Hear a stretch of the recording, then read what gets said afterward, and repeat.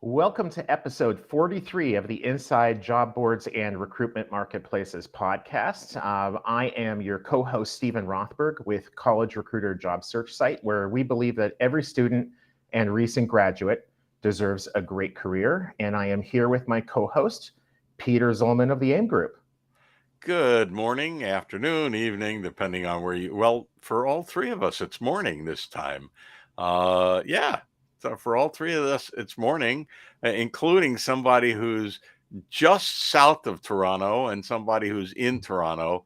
And then I'm way south of Toronto in Orlando. The AIM Group, by the way, is business intelligence consulting and conferences for recruitment marketplaces and job boards. And Dan Quigg is with Public Insight Corporation, which sounds really fancy. I mean, I always wonder whether that's better than Private Insight Corporation. But Dan, why don't you tell us two things in 10 seconds or less?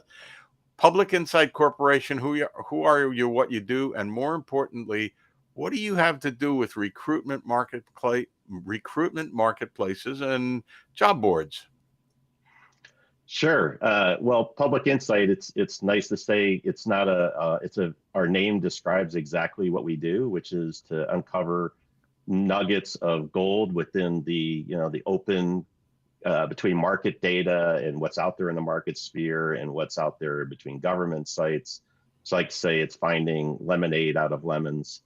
Why it's valuable to recruiters is we do a lot within the job market side in our Talent View platform. So we're pulling in a lot of job market intelligence data. So that's specifically to that area. Cool. So the market data that you're pulling in with that is related to job boards and recruitment marketplaces. Give our viewers like an idea of like what kind of data is that? How do job boards and recruitment marketplaces use that data? Sure. Well, the best illustration I like is to use is the role of market data is if you saw the movie Jurassic Park, right? And they're making the dinosaur. What happens to fill in the gaps for the dinosaur to make it, right? It's the frog DNA. So market data is really about filling in context gaps. So how things that you would lose by not having market data is you're missing the pieces to fill in the dinosaur. So things like how effective are job postings at being filled? Where are there supply demand gaps? Where are worker job seekers moving from and to, in terms of industries, in terms of job titles? Where are employers effective in presenting themselves within ads? There's a whole sequence. We have 153 market indicators, so they kind of come across the gamut of different things. And who's your typical client? Is it a company? Is it a job board? Is it a recruiter at a company? And what kind of data can they get that they will then be able to use? Sure. Well, it's kind of all of the above. We have, I would say our primary audience is I like to call sourcing technologies. And that could be programmatic recruiting. It could be, just matching platforms. And we become a market source to those organizations. Another is recruitment marketing. So we certainly are, definitely active in that space as well.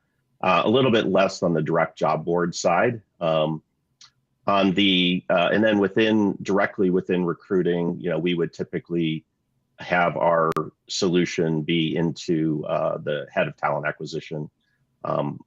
So on the sourcing technology side, it's more of fuel. It's fuel that's feeding into their matching algorithms. It might also be used for business development. So who's hiring? Are they effective at hiring? That kind of thing. Do you deal with the recruitment marketing companies like Shaker and Bayard, soon to be Appcast, and equivalent, or do you mainly deal with the corporate recruiting and TA functions? No, more the former. So definitely the Shakers and the Bayards of the world would be right there for us. One customer group, then the employment advertising agencies like the Shakers, Recruitix, et cetera of the world, would retain public insight, subscribe to your data, and then if they've got an employer that's looking for engineering talent in Kansas City, for example, they could use your data to say, hey, this job board, and this job board are going to be good sources for you. This one and this one aren't. Is that a typical use case? No, it's more. So let me kind of paint a picture maybe that might be clearer. So we have, first of all, we have two ways that we license our data. One is we have a self-service analytics platform that is, strictly go in and analyze the market yourself. But then we also license our data. So our data is typically incorporated into a CRM or a sales operations system, or directly into a product, maybe as a part of a feed to a machine learning model, or it could be as part of a service delivery. So the data itself gets absorbed into their ecosystem. So depending on if it's like ingested into a sales ops, it's going to help them to target employers. It's going to help them to speak truth to those employers. It's less about which job board it might be more effective. So it's how do I speak truth to these employers that because they're probably aware, the company is more aware of what's going on in that employer typically than the employer is, how effective they've been from a market perspective. I hope that helps. I kind of rambled on that one. And all of that data comes from public sources, the state employment department and the local job economic companies and things like that, or that's a very, very, very small piece of it. It's pulled from transactional sources. Yeah, we pull data from Indeed, Glassdoor. More and more, we're adding LinkedIn to that mix. So I like to call it this data hiding in plain sight. So it's there, people can access it. It's what we would call a public persona, but it's not. Government data is really, it's bordering on worthless now. I mean, it's dated, and it's actually not even very accurate. So if you look at like the job openings data, it's based on surveys. We know that there are problems with surveys from our experience in the political realm with polls.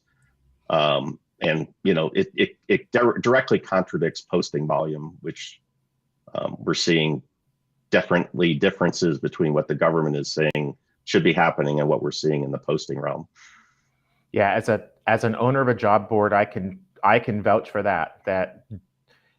I keep seeing these stats put out, some of it government, some of it shared by other job board people, consultants, whatever, about the number of postings being higher or lower than it was a year ago or 5 years ago. And in this world of programmatic, the number of new job postings just doesn't mean that much. You can have 1 million job postings on your site, and if only 10 of them are seen and responded to, who cares? That's 100% right. We think volume is a terrible indicator by itself. You don't look at the real estate market by looking at the quantity of house listings. You look at the price, you look at the turnover. Same thing with job postings. 40% of job postings are repostings. And many of those postings are many times repeated. So volume's a very bad indicator, actually, in a vacuum.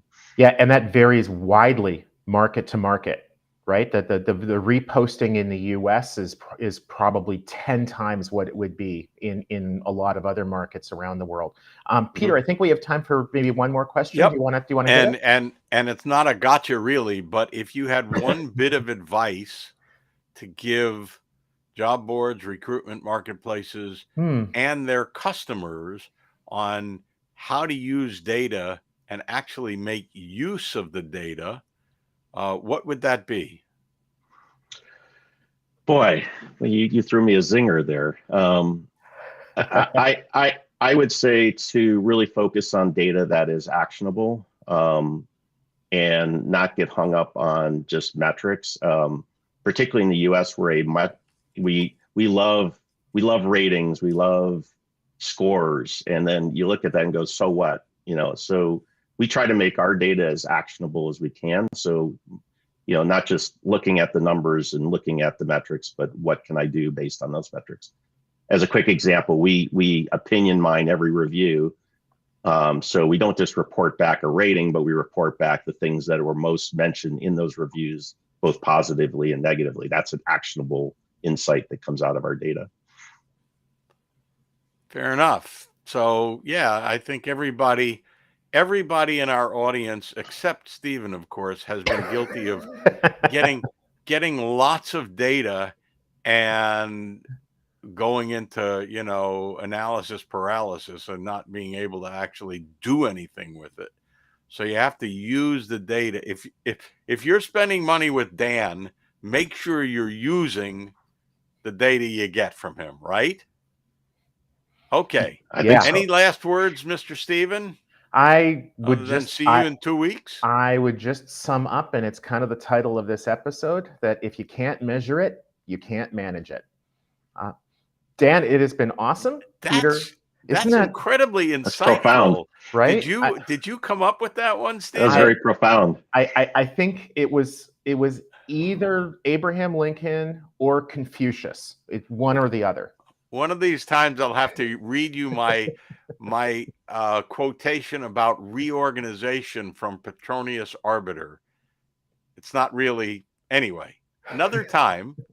On that note, Dan, thank you. Stephen, thank you. Been a nice pleasure to have everything go technologically smoothly. And we'll see you in a couple of weeks. Awesome. Thanks so much. Thanks, guys.